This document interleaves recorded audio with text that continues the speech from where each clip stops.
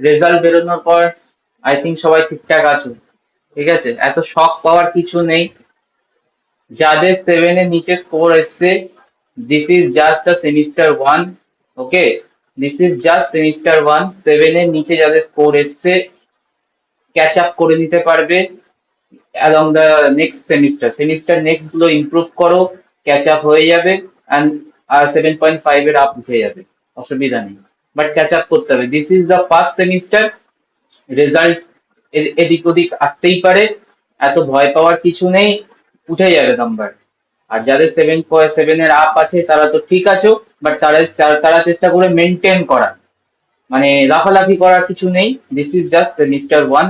আরো এখনো অনেকগুলো সেমিস্টার আছে, লাফালাফি বন্ধ হবে, আবার নিউ করে স্টার্ট হবে। অ্যান্ড সেম মার্কস অ্যান্ড আরো ইমপ্রুভ করার চেষ্টা হবে। ঠিক আছে, আর যারা বিলো আছো তাদেরকে বলবো মন খারাপ করো না, হয়ে যাবে, উঠবে, নাম্বার উঠবে। ওকে।